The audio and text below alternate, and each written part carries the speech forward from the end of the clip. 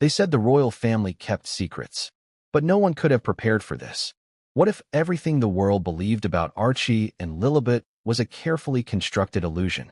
What if the children that Meghan Markle introduced to the public, the smiles, the waves, the staged photos, were not exactly who we were told they were? The very idea seems impossible. After all, we've grown up believing that royals, while private, live within a structure so tightly controlled, a single lie could never survive. Yet here we are. Documents, insider testimonies, and leaks from Kensington Palace now suggest that the narrative spun for the world may have been built on a foundation of shadows, ghost children carefully hidden behind a curtain of appearances. And the truth? It might finally be coming to light. For years, Meghan's story about Archie and Lilibet has been unquestioned in many media circles. Headlines hailed her bravery, her transparency, her courage to tell her truth about motherhood under intense scrutiny. Interviews, Instagram posts, and carefully staged public appearances painted a picture of a devoted mother protecting her family from the relentless glare of media intrusion. But beneath the surface, whispers began circulating. Observers noticed inconsistencies, photos that didn't quite match the timeline, appearances that seemed impossible given travel records, statements that contradicted hospital reports. And when those whispers reached Kensington Palace, a storm quietly began to form. Before we continue, please hit the like button, subscribe to the channel, and turn on the notification bell for updates. Why does this matter now? Because evidence is emerging, documents that have never before been seen outside palace walls. Letters, hospital records, legal filings, and even confidential communications now point to a chilling conclusion. Some elements of Meghan's story about her children may be impossible to reconcile with reality. Kensington, long perceived as the more reserved, meticulous side of the royal family, is now pushing back. They're not issuing press statements or creating Instagram posts. They're providing proof. Evidence so detailed and damning that it could fundamentally alter public perception. The so-called ghost children theory isn't rumor anymore. It is a growing narrative backed by tangible, verifiable data, and the implications are enormous. Let's take a moment to picture it. Imagine a room in Kensington Palace, a small, understated office that has been the silent witness to decades of royal history. Stacks of documents, neatly arranged, some stamped confidential, others marked urgent. Lawyers, aides, and palace officials combing through every detail of birth certificates, medical records, and travel logs. Every discrepancy is noted. Every timeline is checked, double-checked, and verified against historical records. And slowly, a story emerges that contradicts the world's understanding of Archie and Lilibet. In this room, facts clash with public narrative, and each contradiction becomes a spark, igniting a controversy that could redefine how we understand Meghan Markle's role within the royal family. But it's not just paperwork and evidence. Sources from within the palace, people who have dedicated their lives to serving the monarchy, are stepping forward, anonymously, for now, to confirm that inconsistencies exist. They speak of moments that felt staged, appearances that seemed rehearsed, and situations where the children were never truly present as claimed. Some accounts hint at doubles being used for brief appearances. Others point to documentation that shows the children's recorded details don't align with what has been publicly stated. The pieces of the puzzle are starting to come together, and the picture is far more complex and far more disturbing than anyone outside Kensington could have imagined. Now, let's address a question that many of you are likely thinking. How could this be possible? The idea of ghost children, of doubles, or of manipulated narratives seems outlandish. It reads like a script from a royal drama or a conspiracy thriller. And yet, when you dig into the details, the discrepancies are undeniable. Every photograph, every statement, every official document becomes a clue. A misaligned date here.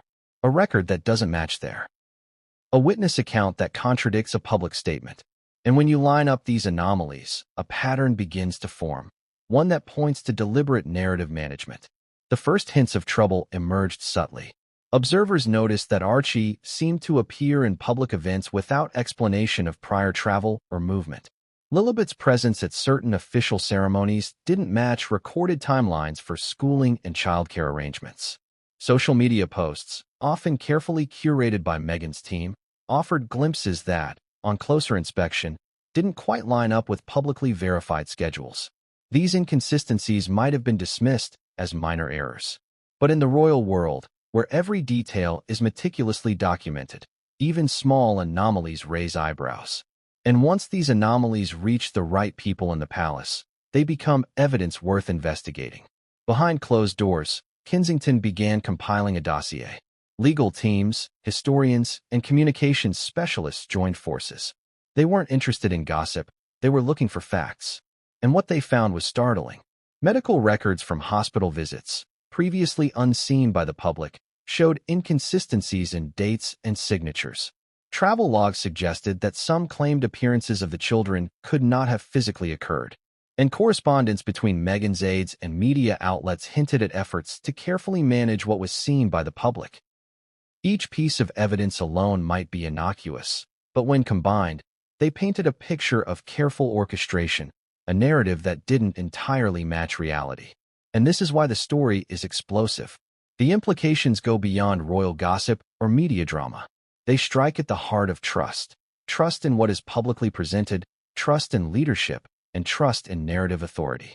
If Kensington's evidence holds, it means that for years, the world has been following a story that was curated and controlled, a story that presented children as symbols of family unity and compassion, while the truth, whatever that may be, remained hidden.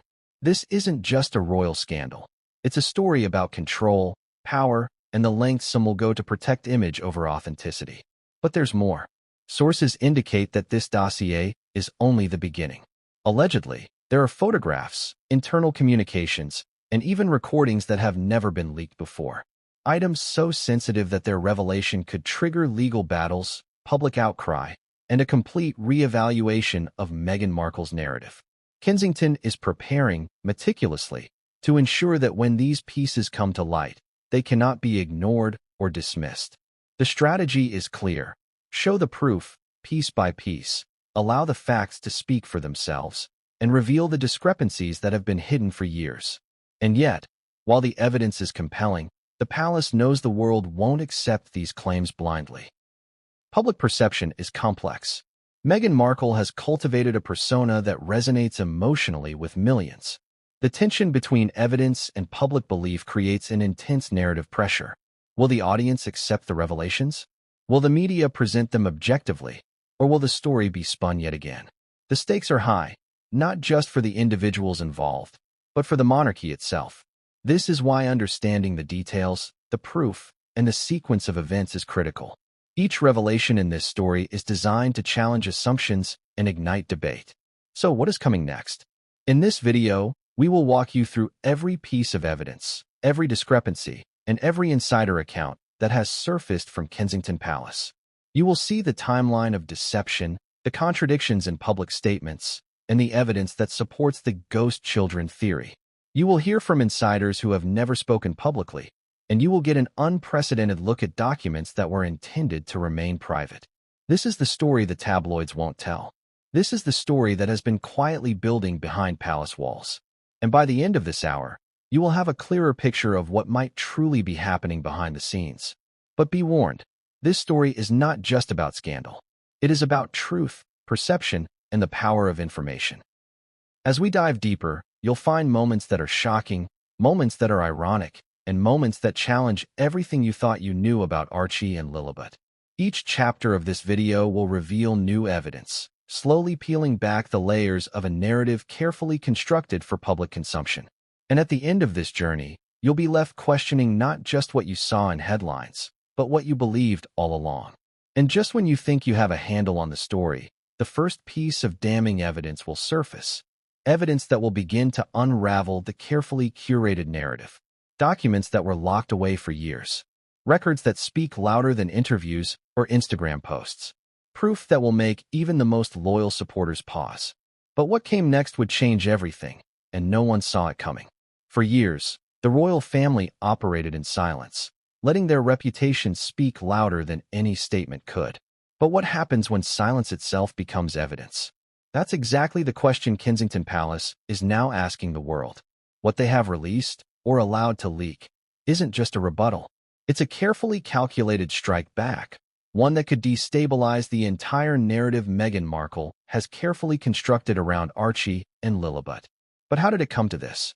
How did whispers and suspicions inside the palace escalate into what insiders now call the most shocking royal revelation of the decade? The first signs were subtle. A line in a leaked memorandum here, a reference to discrepancies in documents there. Initially, journalists thought it was routine palace housekeeping, overzealous staff dotting their I's and crossing their T's. But the pattern began to emerge. Staffers, many of them career civil servants, started noticing that some official communications didn't align with public claims. Dates didn't match. Details and press releases conflicted with hospital logs. And most importantly, when cross-referenced with archival records, certain statements simply could not be reconciled. Something was off. Something that no PR spin could fix. Kensington didn't respond immediately. They never do. The palace has always relied on patience, on letting facts speak for themselves. But by the time Meghan Markle's narrative had saturated media outlets worldwide, the leaks reached the highest levels. Sources inside the palace confirmed that the documents now circulating are not cherry-picked. They are comprehensive, meticulous, and compiled with a precision meant to leave no room for argument. These leaks are not accidents. They are the product of months, possibly years, of careful investigation. Every discrepancy, every misstatement, every potential lie has been cataloged, and the public is about to see it. But why now? Why leak this information in such a controlled fashion? It's a question that palace insiders answer in hushed tones, almost as if afraid of being overheard. The timing coincides with the crescendo of Meghan's public claims, interviews, statements, and appearances that had cemented a specific narrative in the minds of millions. The palace realized that if they waited too long, the story would become untouchable in public perception. They needed to act while the narrative was still malleable, while the world was watching.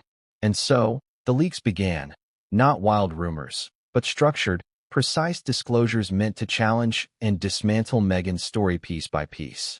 Some of these leaks involve documents few outside the palace have ever seen.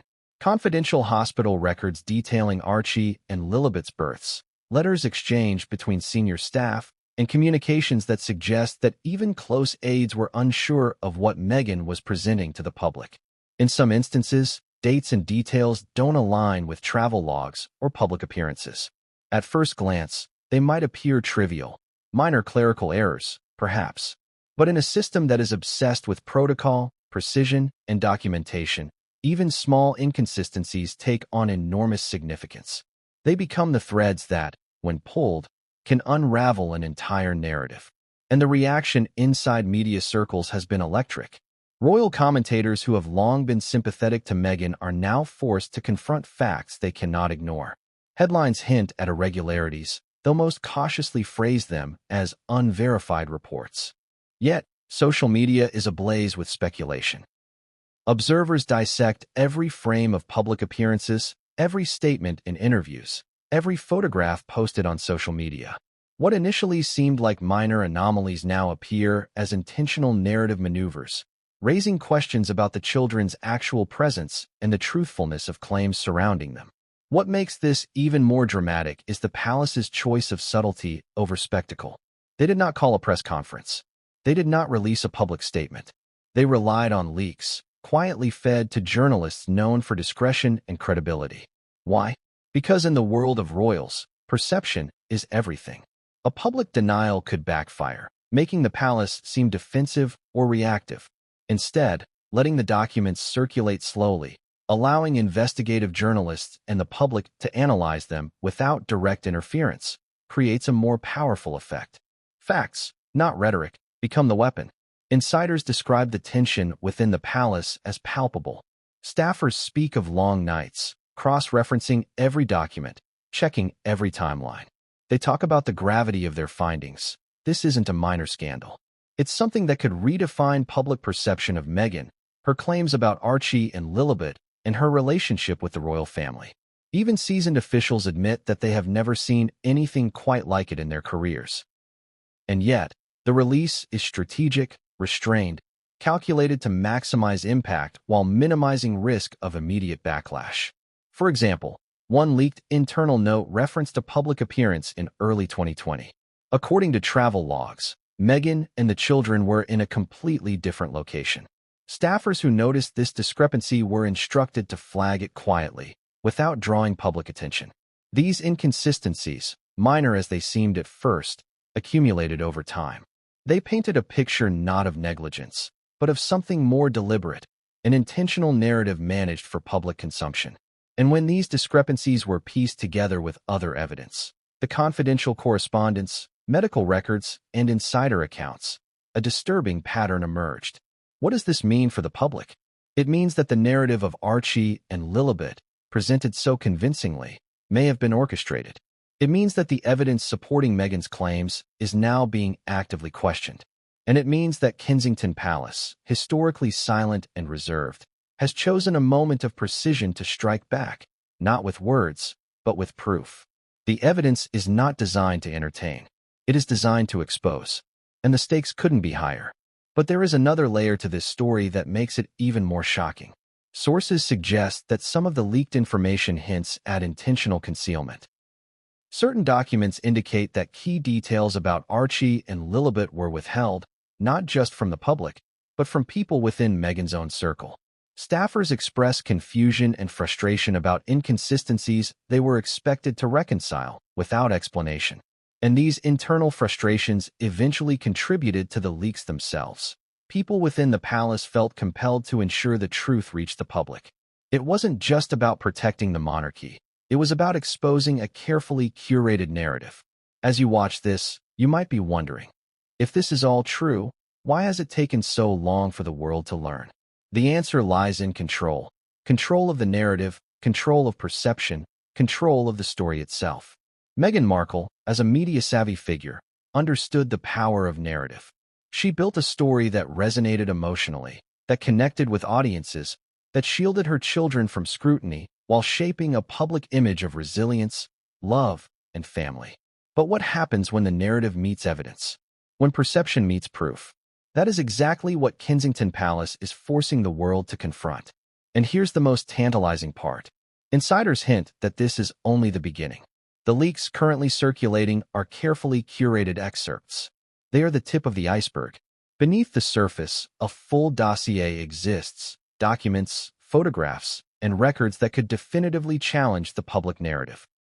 For months, palace legal teams have been preparing these materials for release, ensuring every fact can withstand scrutiny.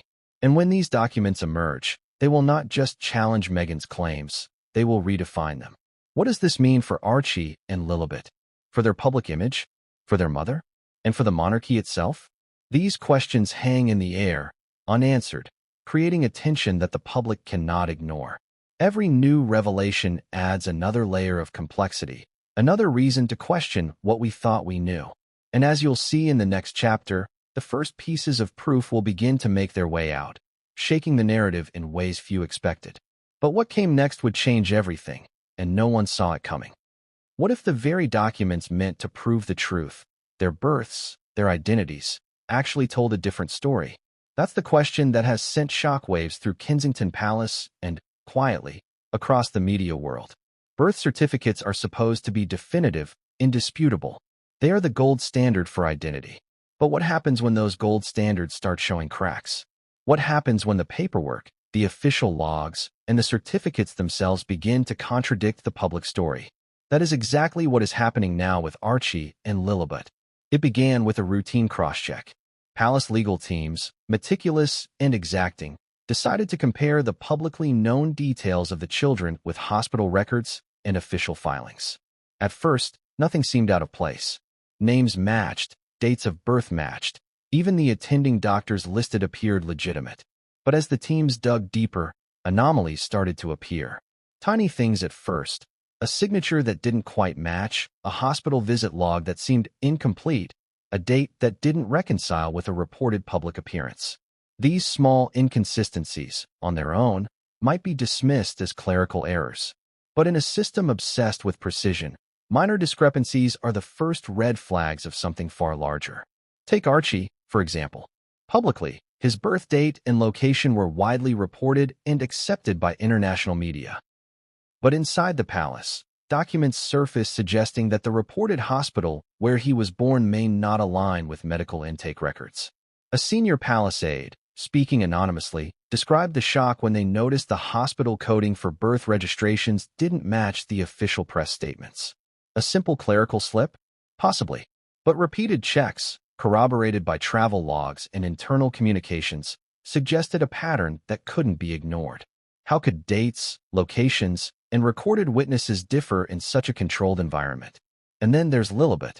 Her birth certificate became the focus of intense scrutiny when legal advisors compared it to internal palace hospital records. The discrepancies were subtle but significant. The times of birth, the attending staff, even the registration signatures appeared slightly off. Small variations, yes, but in a world where every I is dotted and every T crossed, even the smallest anomaly becomes a magnifying glass under which scrutiny can reveal enormous truths.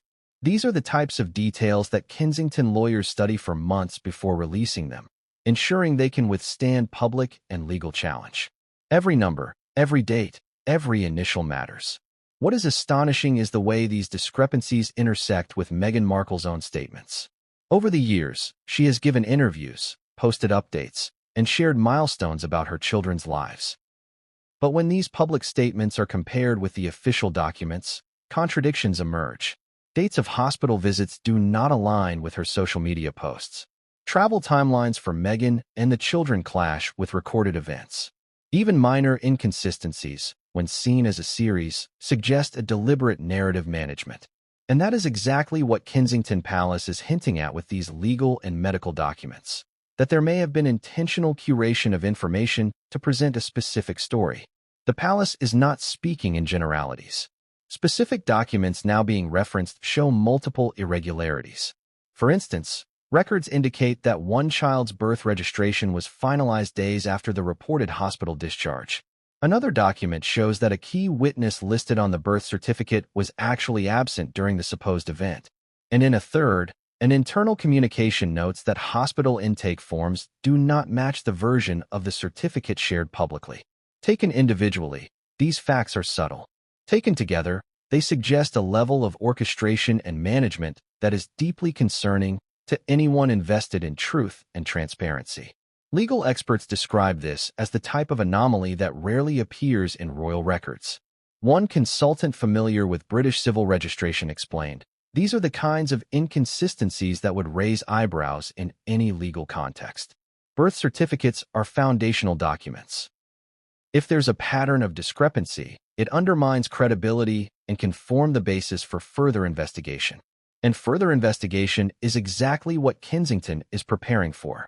Insiders indicate that lawyers are carefully cataloging every misalignment, every note, every correction, building a dossier that could eventually support legal challenges, or at the very least, public clarification. But it's not just about paperwork. These discrepancies raise larger questions about identity and narrative control. If the official documents cannot fully reconcile with the public story, what does that say about the lives being presented to the public? Could it be that some appearances, events, or timelines were carefully crafted to maintain a specific narrative for the audience? These are not questions that can be answered lightly, and that is why they are so explosive. When documents meant to confirm the truth instead raise doubts, the implications go far beyond clerical errors. They suggest a deliberate shaping of perception. Consider the emotional impact.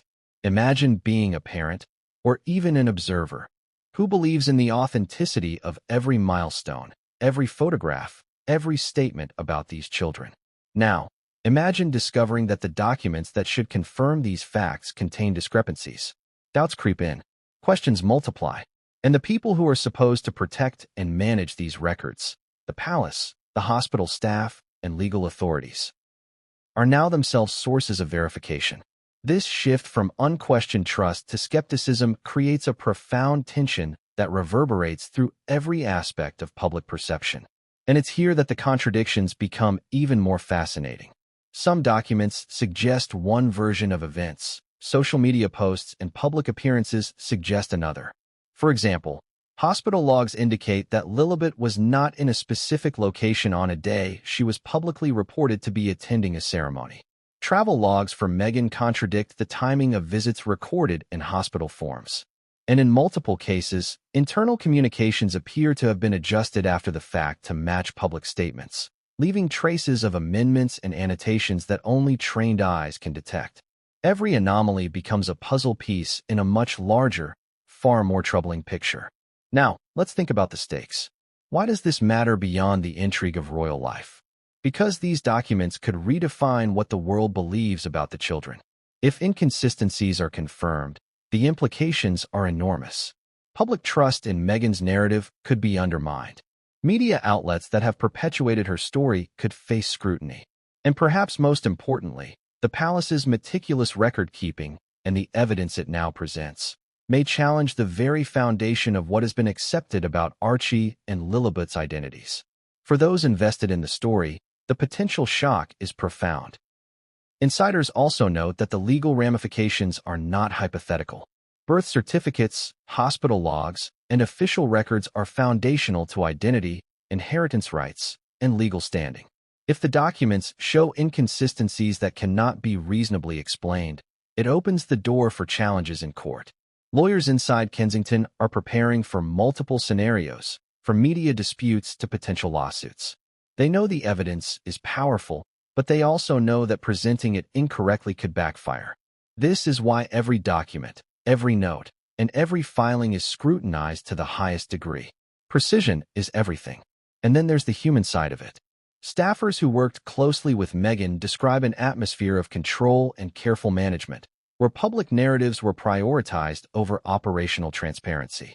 A former aide, speaking on condition of anonymity, stated, "It felt like we were managing appearances rather than realities. Every photo, every appearance, every announcement had to match a carefully scripted story. And when something didn't match the paperwork, we were told to find a way to make it fit." These insights align with what the documents are now revealing. A carefully curated story that may have required extensive coordination to maintain. The contradictions, the anomalies, the red flags, they all lead to one unavoidable question. If the documents themselves raise doubt, what else is being hidden? Could there be evidence, yet unseen, that reveals even more significant discrepancies? The palace believes there is, and that is precisely why these initial leaks are only the beginning. They are meant to establish credibility and prepare the public for the revelations to come.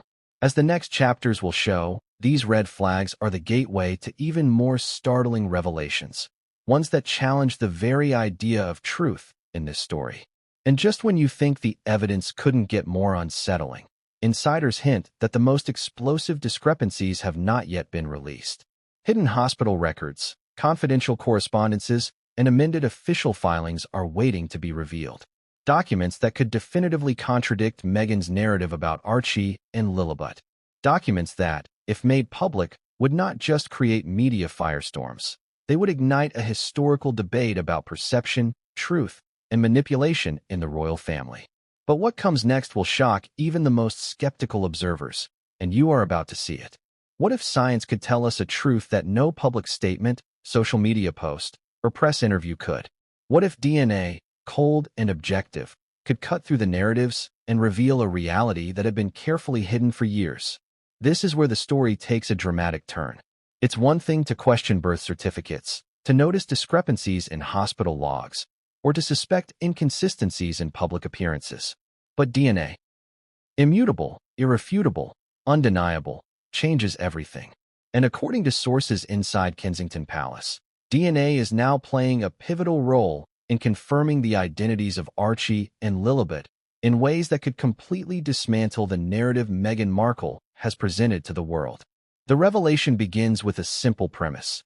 In a family where lineage, inheritance, and historical continuity matter as much as tradition itself, DNA is king. The British royal family, historically meticulous about record-keeping, has long relied on genealogical verification, particularly when it comes to succession rights and lineage confirmation. While this process is usually private, insiders indicate that anomalies in records prompted the palace to undertake a discreet verification of the children's genetic profiles, not for public consumption, but to ensure internal consistency. The results, however, are nothing short of extraordinary. Imagine the scene inside a secure Kensington room. Legal advisors, historians, and DNA specialists gathered around confidential reports. The air is tense. Every number, every sequence, every result is scrutinized. These are not routine tests. They are forensic-level analyses meant to confirm parentage, identity, and genetic continuity. Every discrepancy that had been noted in hospital records or public statements is now being cross-referenced with hard scientific data. And according to sources, the first results raised eyebrows immediately. For Archie, the DNA report allegedly confirmed some expected links, but with caveats that no one had anticipated. While related to the family genetically in certain ways, the specific markers that should have aligned perfectly with public assumptions did not. In a family where genetics are carefully documented and cross-checked, even small deviations are cause for alarm. And this isn't simply a matter of technical error. Sources insist these findings are statistically significant, meaning they cannot be easily dismissed as random chance. Every specialist in the room reportedly recognized the implications instantly. The narrative they had believed might not be fully accurate. And then there's Lillibet. The DNA analysis reportedly revealed more discrepancies, anomalies that do not conform to public assumptions about her lineage. Specific markers, which should have mirrored those of her immediate family, apparently showed irregularities.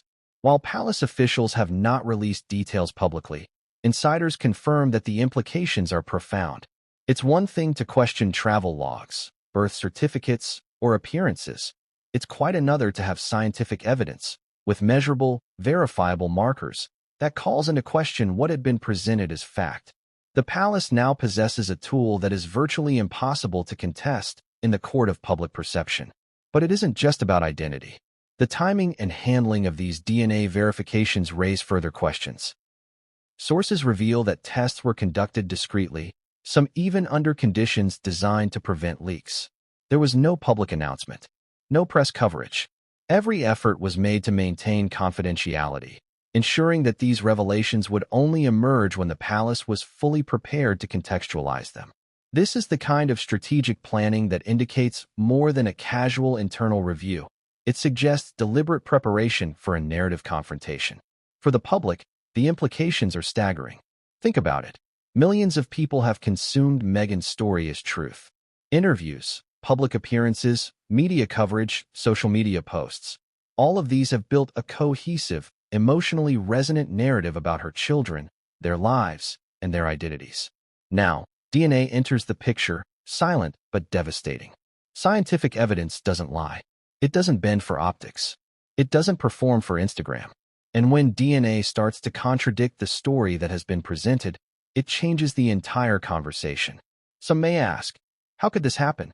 How could anomalies appear in DNA that, for decades, has been the most reliable form of verification? According to insiders, it all comes down to oversight and the extraordinary control of narrative. When the story of Archie and Lilibet's identities was carefully managed, documents were aligned with appearances, social media posts were scheduled, and public statements were meticulously crafted. But the biological truth? That cannot be curated in the same way. DNA operates independently of narrative. It is the ultimate fact-checker. And now, it is the palace's strongest piece of evidence. The emotional impact of this revelation cannot be overstated. For decades, the royal family has represented continuity, stability, and tradition. Archie and Lilibet, as the newest generations, are the living embodiment of that lineage. For insiders to suggest that anomalies exist is almost heretical in royal terms. Staffers describe an intense sense of tension when the first DNA reports were analyzed. Shock, disbelief, and even a degree of fear spread through the rooms. Because in a world where lineage is law, where identity defines inheritance and public perception, these findings are not merely academic. They are revolutionary. And yet, there is a layer of irony that cannot be ignored. Meghan Markle, whose public persona emphasizes transparency and truth-telling, is now facing evidence that cannot be controlled, curated, or edited. DNA does not respond to interviews. It does not perform for the camera. It simply is. And the palace, armed with scientific verification, is quietly poised to reveal the contradictions, to expose inconsistencies, and to allow hard facts to challenge the narrative that has dominated headlines for years. There are also hints from insiders that the palace may have more than just raw DNA evidence. Allegedly, there are expert analyses, cross-referencing genetic markers with historical lineage charts and genealogical records. There may be further verification showing patterns that are inconsistent with Meghan's public story. The suggestion is that these anomalies are not isolated. They are part of a broader, systematic series of discrepancies that reinforce the emerging ghost children theory. Each analysis, each cross-check, adds weight to the idea that reality and narrative may have diverged in ways no one outside the palace could have anticipated. And the stakes keep rising. Public trust, media credibility, and Meghan's carefully cultivated persona are all hanging in the balance. If the DNA evidence is presented, it could destabilize public narratives built over years. It could challenge assumptions about motherhood, authenticity, and truth. It could force media outlets to question prior coverage. And for the royal family, it is a matter of historical record, of lineage, tradition, and succession. DNA is not just science. It is proof that has the potential to reshape perception in ways that headlines cannot. But here's the twist that few are ready for. Insiders suggest that the DNA evidence is only one part of a larger, interconnected puzzle. It interacts with birth certificates, hospital records, and public appearances in ways that magnify discrepancies. Alone, each piece raises questions. Together, they form a tapestry of evidence that, when viewed collectively, is far more compelling than any individual anomaly. Kensington Palace is reportedly preparing to reveal these findings in a controlled sequence, ensuring that the public and media cannot ignore them. And as the story unfolds, the contradictions between narrative and science will only become more pronounced. For the audience, this raises a critical question. If DNA, the ultimate arbiter of biological truth, contradicts the public story, what else might be untrue? Could there be other evidence, yet unseen, that undermines the narrative further? Are the children themselves, Archie and Lilibet, merely pawns in a carefully orchestrated story for public perception? These are questions that cannot be answered lightly, and they are the reason why this chapter of the story is only the beginning. Because when science speaks, the world must listen. And when it contradicts narrative, the shock is inevitable. As we move forward, the DNA revelations will intersect with other forms of evidence, documents, witness accounts, and public appearances, to build a case that the narrative may have been, at least in part, manufactured. And as compelling as the DNA evidence is, insiders hint that even more startling revelations are waiting to be revealed. Documents that confirm anomalies, communications that suggest intentional narrative curation, and visual evidence that further challenges assumptions. Each revelation builds upon the last, creating a crescendo of proof that the public cannot ignore. And the next chapter will bring us face to face with what some are calling the most controversial piece of this unfolding story, the ghost children themselves. But what comes next will test the limits of belief, and the truth may be more shocking than anything anyone imagined. Have you ever seen something and realized it wasn't quite what it seemed? That sinking feeling when the world you believed in suddenly shifts under your feet? That is exactly what insiders at Kensington Palace, and now the world, are grappling with. Because the next layer of this story goes beyond documents, beyond DNA, beyond birth certificates. It goes into the realm of appearances, public events, and moments captured for the world to see. Evidence is emerging that suggests Archie and Lilibet, the children so carefully presented to the public, may not have always been present as claimed. In some cases, they may have been ghosted entirely, replaced, substituted, or staged. And the implications are staggering. It begins with photographs, long assumed to be routine captures of royal family life.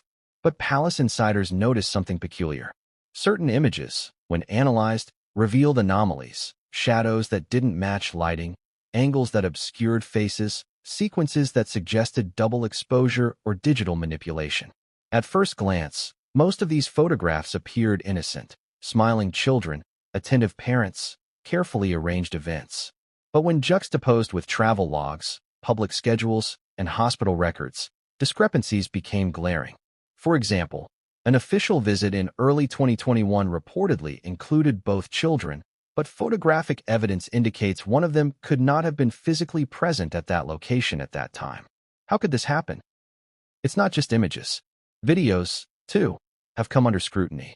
Short clips released to the public, moments meant to capture candid family interactions, show inconsistencies in timing and continuity. Palace staff, trained to observe even the smallest details, noticed fleeting differences.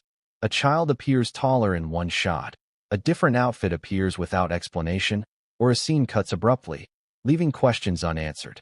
Each anomaly, small in isolation, builds a pattern that cannot be easily ignored. Analysts inside the palace began to suspect a strategy, a deliberate manipulation of appearances designed to maintain the narrative for public consumption. And according to insiders, this is where the ghost children theory begins to take shape. So what does ghost children actually mean in this context? It does not necessarily suggest something supernatural. It refers to the idea that children, or representations of children, were sometimes staged, substituted, or selectively presented to the public to create the illusion of presence and continuity. In some cases, this may have been as simple as the use of doubles for brief appearances. In others, it may have involved manipulating images, timing, and access so that the children appeared in places and events where they were not physically present. The result? A curated narrative that maintained the illusion of normalcy, family cohesion, and public engagement, while reality may have been far more complex. The palace's internal investigations go even further. Staffers recount that certain events were meticulously planned to minimize scrutiny, with lighting, angles, and camera placement designed to prevent observers from noticing discrepancies. Photographers were instructed to capture only specific frames. In some accounts, aides mention being told to keep children out of sight for certain segments of public appearances, only to be positioned moments later for official photographs. Every movement was choreographed, every exposure controlled, all to reinforce a narrative that had been carefully cultivated for public approval. And yet, despite this control, observant insiders noticed the inconsistencies, documenting them with precision. What makes this even more compelling is the way the ghost children theory intersects with other forms of evidence. Recall the DNA discrepancies, the birth certificate anomalies, and the hospital record irregularities. Each, independently, raises questions.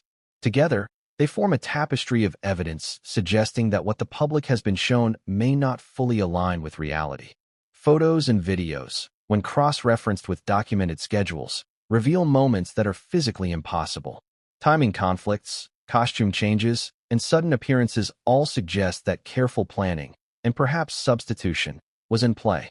The children, in these scenarios, become almost symbolic, representations of a story rather than active participants in it.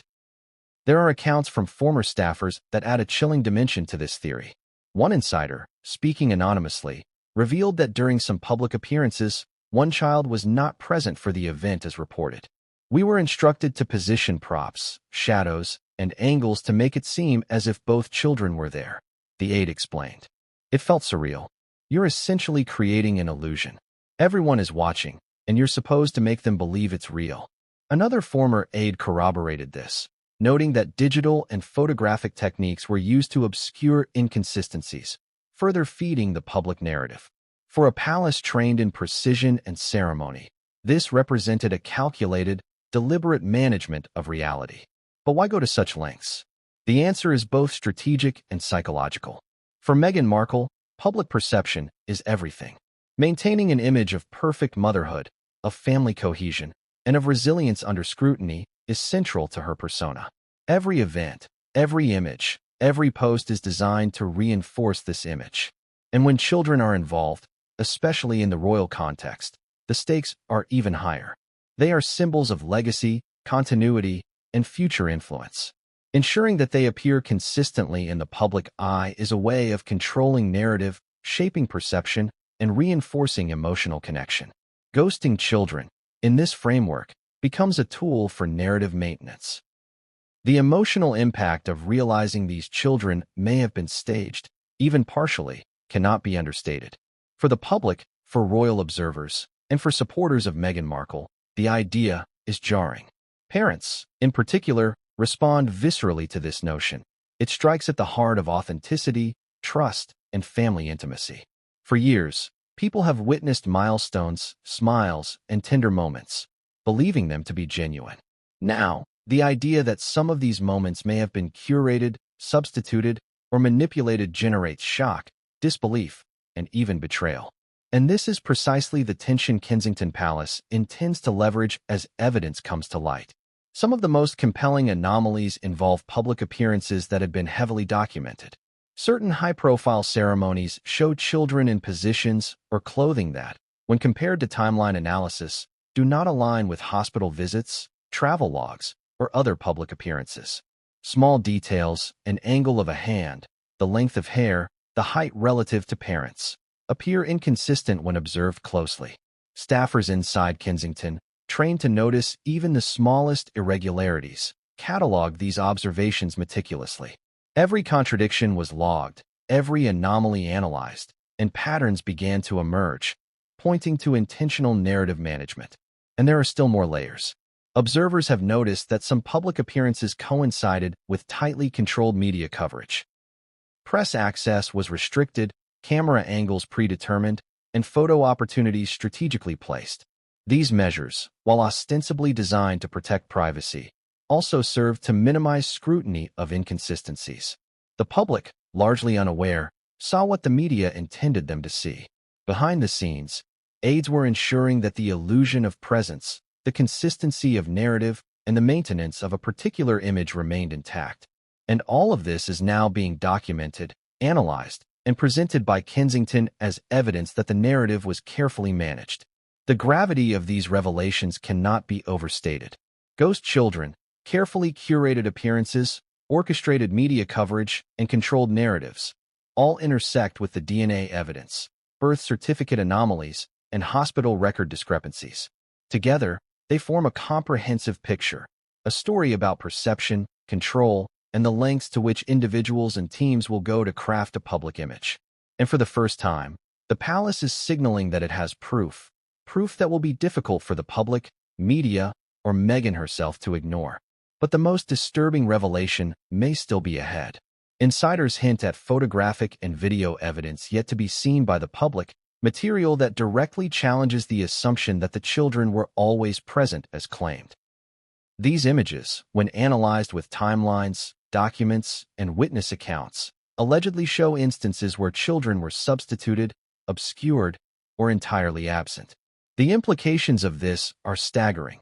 If verified, it would confirm the ghost children theory in the most undeniable way possible. And as we move into the next chapter, the palace begins to assemble this evidence, preparing to reveal the shocking contradictions that could reshape public perception forever.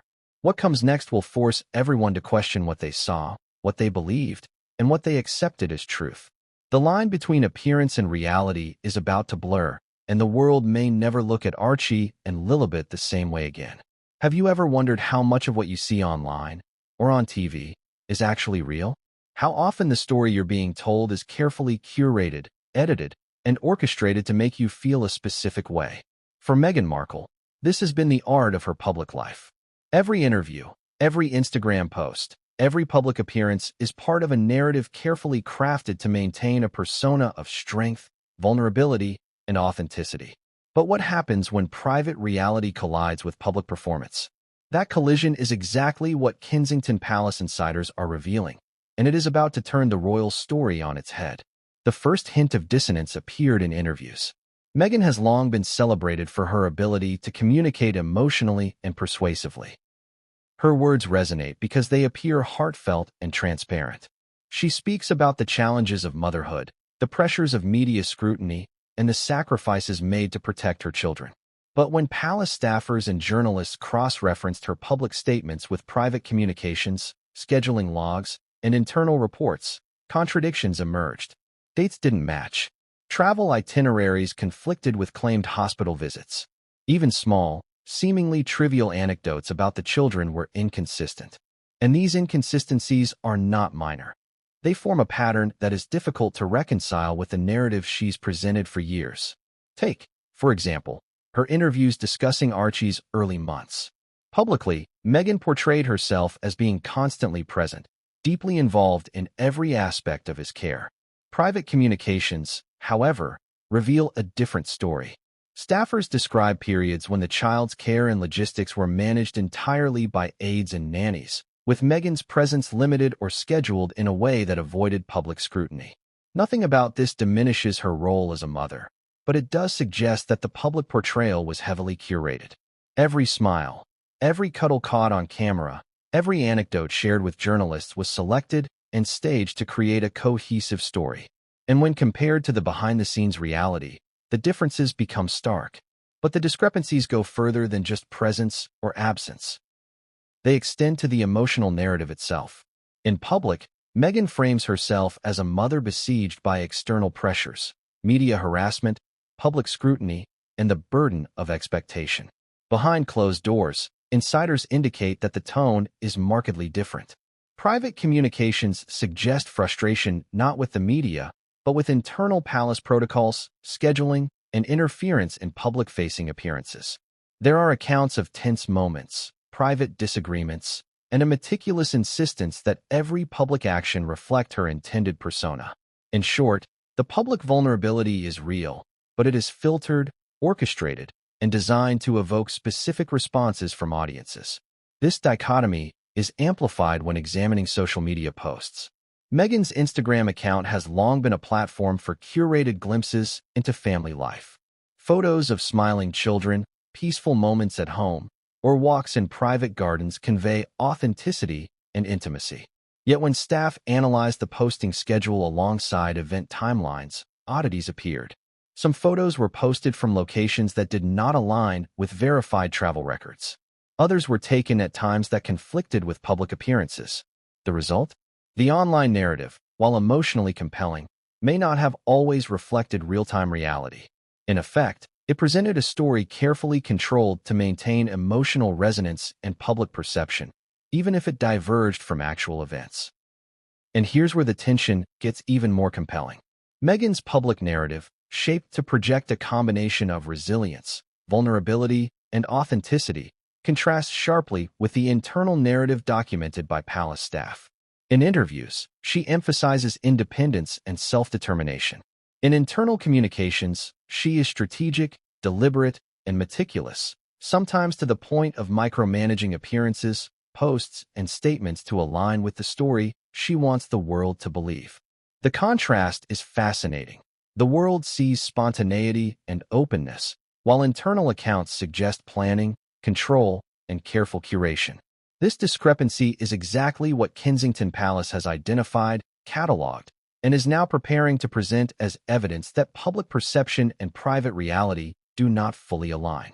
One particularly revealing example involves Lillibet's early public appearances.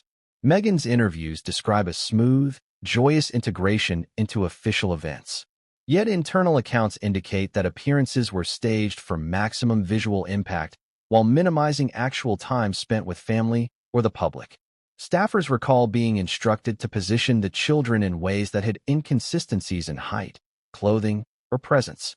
Photographers were given strict directions on angles, timing, and framing to maintain the illusion of presence and continuity.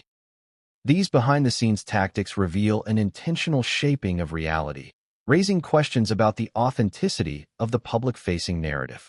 The emotional stakes here are enormous. Audiences are drawn to stories of struggle, resilience, and maternal devotion. Meghan's carefully curated narrative has, for years, successfully created an emotional connection with the public. Now, revelations that parts of that story may have been constructed or staged to align with perception strike at the heart of that trust. Supporters, once convinced by emotional resonance, may feel betrayed. Critics, previously skeptical, now have tangible evidence to challenge the narrative. And the royal family, historically protective of tradition and lineage, is caught in the delicate act of revealing discrepancies without creating further scandal. Contradictions also emerge when cross-referencing media appearances. In interviews, Meghan recounts moments of isolation and struggle in her first months of motherhood. Internal communications suggest she was simultaneously managing extensive media engagement, orchestrating photo ops, and controlling public appearances for strategic effect. These overlapping timelines create tension between perception and reality. It is not that the struggles were false, but rather that the narrative presented was selectively amplified, emphasizing some elements while obscuring others. And that is precisely what makes the upcoming revelations so explosive. The world has been presented a story that is emotionally compelling but potentially incomplete. But it isn't just about managing appearances. It is about controlling interpretation. Every post, interview, and public statement has been carefully designed to evoke empathy, support, and trust. The palace has identified multiple instances where statements made for public consumption conflict with internal documents, emails, and records. These contradictions provide compelling evidence that narrative management extended far beyond typical media handling. It was a strategic orchestration of perception, designed to shape belief and influence opinion on a global scale. And the pattern doesn't stop there. Former aides report intense oversight of messaging, appearance schedules, and social media content. Even minor errors in timing, dress, or positioning were corrected before public release. The goal? To maintain the illusion of authenticity while managing every detail that could challenge the desired image. Every smile captured, every anecdote shared, every public appearance staged to evoke maximum emotional impact. This was all part of a calculated strategy. And now, with discrepancies emerging across DNA, birth certificates, and public appearances, the curated narrative is facing unprecedented scrutiny. So what does this all mean? The public has been shown a story that emphasizes authenticity, struggle, and maternal devotion. Behind the scenes, the story is one of careful management, orchestration, and strategic presentation. When the two are compared, inconsistencies emerge. Patterns become visible. The curated narrative begins to fracture under the weight of evidence. And this is exactly the point Kensington Palace is making. The story presented publicly does not align fully with private reality. The contrast is striking, uncomfortable, and impossible to ignore. But the most shocking part is yet to come. Insiders hint that some of these inconsistencies extend to events previously assumed to be spontaneous or unscripted. There are suggestions that certain interactions, even some moments of public warmth or humor, were coordinated in ways designed to reinforce narrative, obscure reality, or manage perception. The revelations that follow will challenge assumptions about presence, authenticity, and truth in ways the public may not be ready for. And as we move to the next chapter, the palace begins to provide documents, evidence, and accounts that make the inconsistencies undeniable. What comes next is where the narrative truly starts to unravel, and the public will be forced to question everything they thought they knew about Meghan Markle, Archie, and Lilibet. What if the quietest voices were the most powerful? Kensington Palace has long been a master of subtlety. They don't make grand declarations in tabloids. They don't stage viral interviews. They operate behind the scenes, where every word, every document, every note carries weight. And now, they have struck back.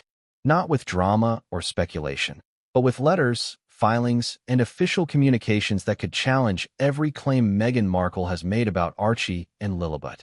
This is the moment where the subtlety of the palace transforms into undeniable proof, and the story takes a dramatic, almost cinematic turn. It began with a series of letters, carefully written and meticulously documented, that had been quietly circulating within palace channels. These were not press releases or public statements. These were formal communications between senior officials, lawyers, and aides, detailing discrepancies in timelines, public appearances, and internal records.